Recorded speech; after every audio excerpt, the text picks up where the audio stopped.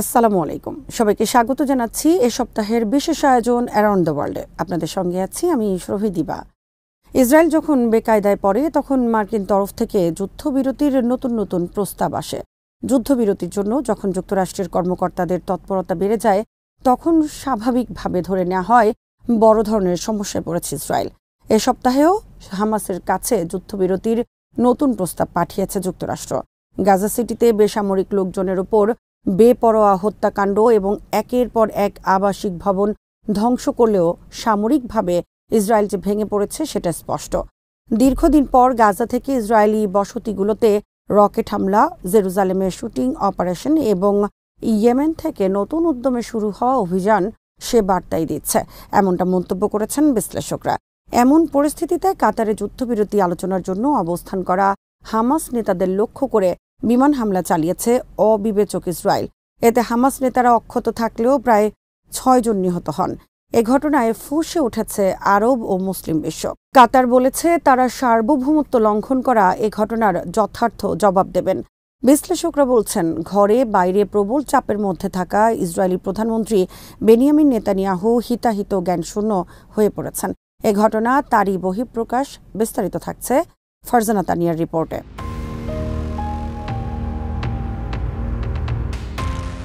এই সপ্তাহে দখলদার ইসরায়েলের বিরুদ্ধে বেশ কয়েকটি ভয়াবহ অভিযান চালিয়েছেন ফিলিস্তিনিরা।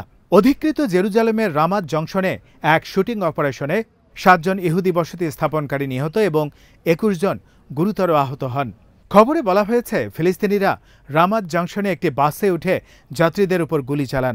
অনেকে ঘটনাটিকে ইসরায়েলের উপর নেমে আসা কালো সোমবার বলে অভিহিত করেন। প্রত্যক্ষদর্শীদের বরাতে খবরে বলা হয় হামলাকারীদের একজন পুলিশ সদস্য সেজে বাসে উঠে কাছ থেকে গুলি চালানো শুরু করেন।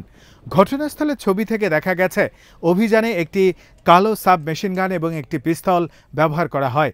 হামাস এক বিবৃতিতে বলেছে এই অভিযানে স্পষ্ট বার্তা দিয়েছে গাজায় দখলদারিত্বের পরিকল্পনা এবং আল আকসা মসজিদের প্রতি অবমাননার শাস্তি ছাড়া পার পাওয়া যাবে না। এটি আমাদের জনগণের বিরুদ্ধে চলমান গণহত্যার স্বাভাবিক প্রতিক্রিয়া।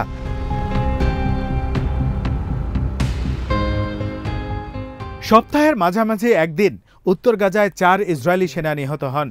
ভোরে গাজা সিটির কাফর জাবালি এলাকায় এই ঘটনা ঘটে। আইডিএফের প্রাথমিক তদন্ত অনুসারে রাতভর গাজায় হামলা চালানোর পর সেনারা ফাঁড়িতে ফিরে আসার কিছুক্ষণ পর হামাসের 3 যোদ্ধা সেনা শিবিরে হামলা শুরু করেন। তাদের হিসেব অনুযায়ী নতুন এ প্রাণহানির পর 2023 সালের অক্টোবর থেকে গাজায় নিহত ইসরায়েলি সেনার সংখ্যা দাঁড়িয়েছে 904 জনে। হামাসের হিসাবে এর আসল সংখ্যা বহুগুণ বেশি।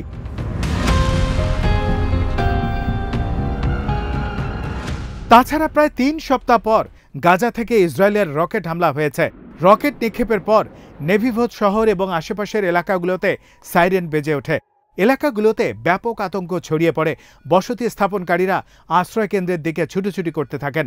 তাছাড়া গাজায় দখলদার সেনাদের উপর প্রতিদিন হামলা চালিয়েছে প্রতিরোধ সংগঠনগুলো। বিশ্লেষকরা বলছেন মার্কিন সহায়তায় ইসরায়েল যখন অত্যাধুনিক অস্ত্র দিয়ে গাজায় হামলা চালিয়ে যাচ্ছে তখন যোদ্ধাদের এসব হামলা প্রমাণ করে দীর্ঘ 2 বছরের যুদ্ধে হামাস, ইসলামিক জিহাদ সহ গাজার প্রতিরোধ গোষ্ঠীগুলোকে দুর্বল করা সম্ভব হয়নি। সম্প্রতি বেশ কয়েকজন শীর্ষস্থানীয় ইহুদিবাদী সামরিক বিশ্লেষক সতর্ক করে বলেছেন নিজেদের স্বার্থেই যুদ্ধ থেকে ইসরায়েলের সরে আসা উচিত, কারণ হামাসকে পরাজিত করা কোনোভাবেই সম্ভব নয়।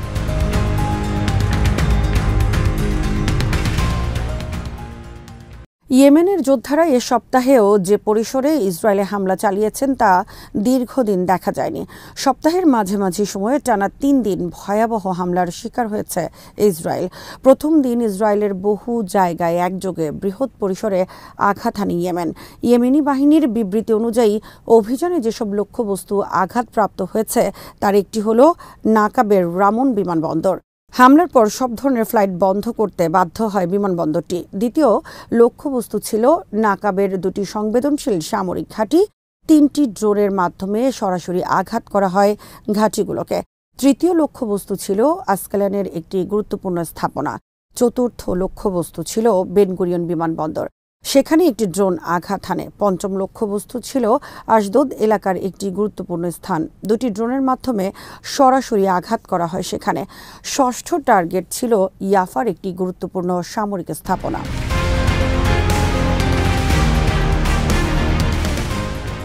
দ্বিতীয় দিনে অভিযানে লক্ষ্যবস্তু ছিল তেল আবিবের বেন গুরিয়ন বিমানবন্দর, এইলাতের রামন বিমানবন্দর এবং দিমোনার একটি সংবেদনশীল স্থান। ইসরায়েলের চ্যানেল 4 নিশ্চিত করেছে ইয়েমেনি ড্রোন হামলার ফলে রামন বিমানবন্দরে একটি বিস্ফোরণ ঘটে। প্রত্যক্ষদর্শীরাও এলাকা জুড়ে প্রবল বিস্ফোরণের শব্দ শোনার কথা জানিয়েছেন। খবরে বলা হয়েছে বিমানবন্দরের আশেপাশে সাইরেন বাজানো হয় এবং কর্তৃপক্ষ বিমানবন্দরের কার্যক্রম বন্ধ করে দেয়। দক্ষিণ ইসরায়েলেও ড্রোন হামলার পর সাইরেন বাজানো হয়। নেঘেব অঞ্চলের দিমোনা এলাকায় ও রোতেম শিল্পাঞ্চলের কাছে ড্রোন অনুপ্রবেশের আশঙ্কায় অতিরিক্ত সতর্কতা জারি করা হয়। তৃতীয় দিনে দখলকৃত জেরুজালেমের আশেপাশে সংবেদনশীল লক্ষ্যবস্তুগুলোতে একাধিক ওয়ারহেড সজ্জিত একটি Palestine two hypersonic ballistic missile আঘাত করে। আনসারুল্লাহ জানায় হামলাটি সফল হয়েছে। এতে লাখো জায়নবাদী বসতি স্থাপনকারী আশ্রয়কেন্দ্রে পালাতে বাধ্য হয়েছে।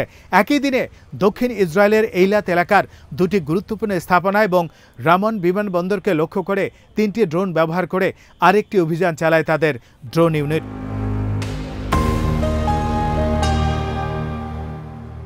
ইয়েমেনি সশস্ত্র বাহিনীর মুখপাত্র ব্রিগেডিয়ার জেনারেল ইয়াহিয়া সারি বলেছেন, ইসরায়েলি ও মার্কিন বিমান প্রতিরক্ষা ব্যবস্থা ব্যর্থ করে ক্ষেপণাস্ত্র ও ড্রোনগুলো সফলভাবে তাদের মিশন সম্পন্ন করেছে।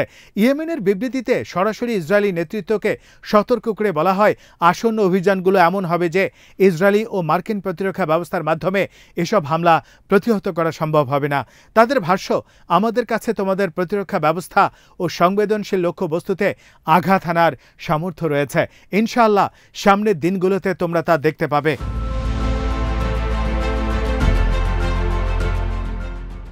ইসরায়েলি সংবাদপত্র মারিফ বলেছে, ইয়েমেন থেকে চালানো ড্রোন হামলা যা সফলভাবে বিমানবন্দরের আগমন হলকে আঘাত করেছে তা গুরুতর প্রতীকী ও দৃশ্যমান প্রভাব ফেলতে পারে।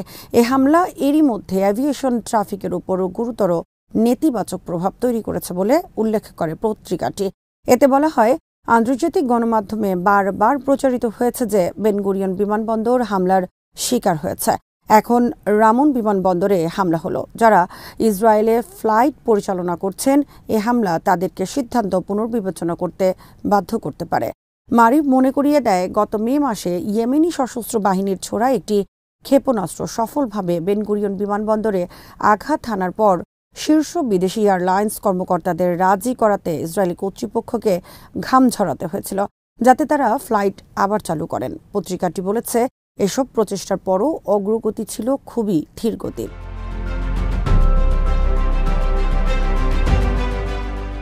ইরানের বিরুদ্ধে সামরিক অভিযানের পর বিদেশি এয়ারলাইন্স যখন ধীরে ধীরে ফিরতে শুরু করেছিল, তখনই আবারও বড় ধরনের হামলা হলো। মারিফ জানায়, বিমান চলাচল কমে যাওয়ার প্রভাব ছিল প্রত্যক্ষ। আসন সংখ্যা হ্রাস পাওয়ায় টিকিটের দাম বেড়ে গিয়েছিল।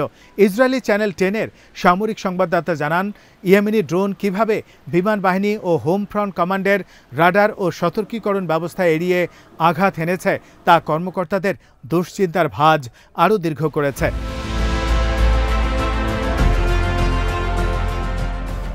অধিকৃত পশ্চিম তীরকে পুরোপুরি মুক্ত করার নেতানিয়াহুর পরিকল্পনা নিয়ে সংযুক্ত আরব আমিরাতের পর ইসরায়েলকে কঠোর সতর্কবার্তা দিয়েছে সৌদি আরব। দেশটির যুবরাজ মোহাম্মদ বিন সালমান স্পষ্ট করে বলেছেন, এমন পদক্ষেপ নিলে তেল আবিবের সঙ্গে স্বাভাবিক সম্পর্ক স্থাপনের সব সম্ভাবনা শেষ হয়ে যাবে। এই অবস্থায় আব্রাহাম চুক্তির ভবিষ্যৎ নিয়ে শঙ্কা দেখা দিয়েছে। ইসরায়েলের তথাকথিত হামাস নির্মূল কর্মসূচি এখন ফিলিস্তিন নির্মূল কর্মসূচিতে পরিণত হয়েছে। নেতানিয়াহু বারবার গাজা ও পশ্চিম তীর দখল করার ইচ্ছা ব্যক্ত করেছেন। এই অবস্থায় তার এই পদক্ষেপের বিরুদ্ধে সোচ্চার বার্তা দিতে শুরু করেছে আরব দেশগুলো।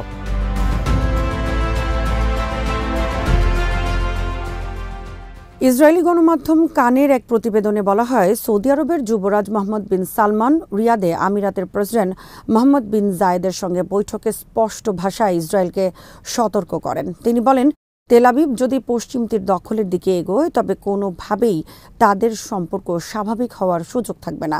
এর আগে সংযুক্ত আরব আমিরাত পশ্চিম তীর দখলকে রেড লাইন আখ্যা দিয়ে ইসরায়েলকে হুঁশিয়ারি করে। দেশটি জানায়, আব্রাহাম চুক্তির মূল শর্তই ছিল পশ্চিম তীর দখল থেকে ইসরায়েলের সরে যাওয়া।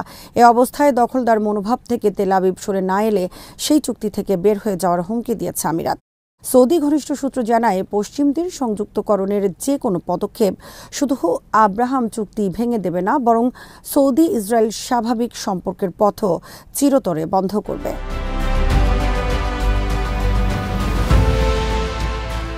একদিকে ফিলিস্তিনি প্রতিরোধ যোদ্ধাদের সমন্বিত হামলা, অন্যদিকে ইসরায়েলের অভ্যন্তরে বিক্ষোভের আগুন, সব মিলিয়ে গাজা যুদ্ধ সামলাতে হিমশিম খাচ্ছেন ইসরায়েলি প্রধানমন্ত্রী বেঞ্জামিন নেতানিয়াহু। সপ্তাহের শুরুর দিকে তেল আবিবে কয়েক লাখ বিক্ষোভকারী সমবেত হয়ে যুদ্ধ এখনই বন্ধ করে ফিলিস্তিনি প্রতিরোধ আন্দোলন হামাসের হাতে আটক ইসরায়েলি বন্দীদের মুক্তির দাবি জানিয়েছেন।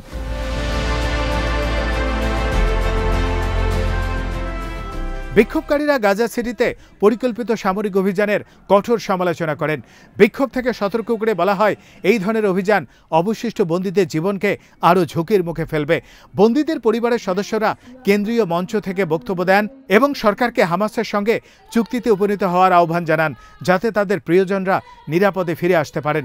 বিশাল বিক্ষোভটি অনুষ্ঠিত হয় প্রধান সরকারি ভবনগুলোর কাছে, যার মধ্যে ইসরায়েলি প্রতিরক্ষা মন্ত্রণালয় রয়েছে।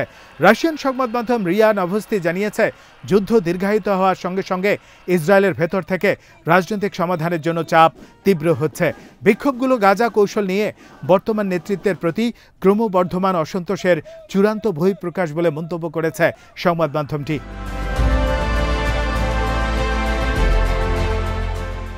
এই সপ্তাহে আরও 2 ইসরায়েলি বন্দীর ভিডিও প্রকাশ করেছে হামাস।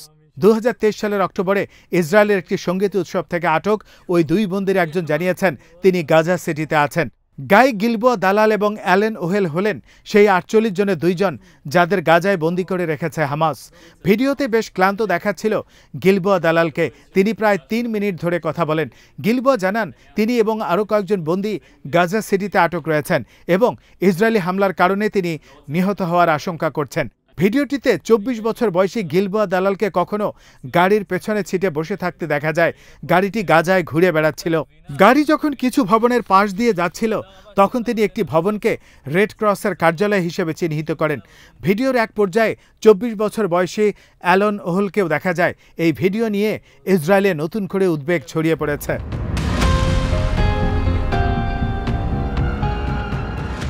এই পরিস্থিতিতে এ সপ্তাহে নতুন করে যুদ্ধবিরতির প্রস্তাব দিয়েছে যুক্তরাষ্ট্র। তবে হামাসের এক বিবৃতিতে বলা হয়েছে, গাজায় স্থায়ী যুদ্ধবিরতি নিশ্চিত করা, দখলদার বাহিনীর পূর্ণ প্রত্যাহার, অবিচ্ছিন্ন ও শর্তহীন মানবিক সহায়তা প্রবাহ এবং মধ্যস্থতাকারীদের মাধ্যমে পরিচালিত আলোচনার ভিত্তিতে ন্যায়সঙ্গত বন্দি বিনিময় এসব নিশ্চিত করতে পারে এমন যে কোনো ধারণা, প্রস্তাব ও সুপারিশে তাদের সম্মতি রয়েছে। নিজেদের অবিচল দাবিগুলো পুনরায় উল্লেখ করে হামাস জানায়, তারা একটি স্বাধীন জাতীয় টেকনোক্র্যাট প্রশাসন গঠনের ব্যাপারেও সম্মত, যারা অবিলম্বে গাজার সব খাতের দায়িত্ব গ্রহণ করবেন। হামাস জোর দিয়ে বলেছেন, মধ্যস্থতাকারীদের প্রস্তাবে তাদের সম্মতির পরপরই গাজা সিটি দখলের সিদ্ধান্ত নিয়ে ইসরায়েলি প্রধানমন্ত্রী বেনিয়ামিন নেতানিয়াহু আবারও প্রমাণ করেছেন তিনি যে কোনো সম্ভাব্য যুদ্ধবিরতি ব্যাহত করতে বদ্ধপরিকর। এ মনোভাব ইসরায়েলি সরকার ও দখলদার সমাজের মধ্যেও প্রতিধ্বনিত হয়েছে।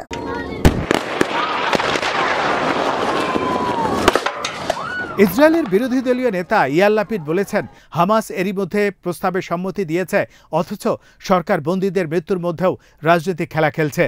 তিনি আবারও অস্থায়ী ঐক্যমতের সরকারের প্রস্তাব প্রত্যাখ্যান করেন।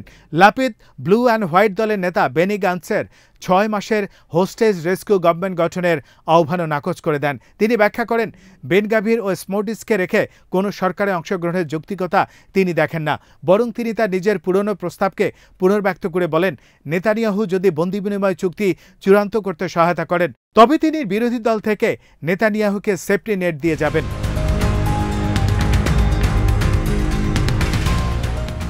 এই সপ্তাহে হামাস সহ গাজার প্রতিরোধ সংগঠনগুলো এবং ইয়েমেনের হুথি আনসারুল্লাহ দৃঢ় অবস্থান স্পষ্ট করেছে। তারা মার্কিন মদতপুষ্ট ইসরায়েলি বাহিনীর বর্বর হামলায় বিচলিত নন, বরং হামলার তীব্রতা ও পরিধি বাড়িয়ে তারা দৃঢ়তার সঙ্গে বলেছেন, এমন হামলার মুখোমুখি হবে ইসরায়েল যা তারা আগে কখনো দেখেননি। এমন হামলা হবে যা প্রতিহত করা মার্কিন ও ইসরায়েলি প্রতিরক্ষা ব্যবস্থার পক্ষে সম্ভব নয়। প্রতিরোধ অক্ষের সে আঘাত শুরু হয়েছে, এখন শুধু জয়ের অপেক্ষা।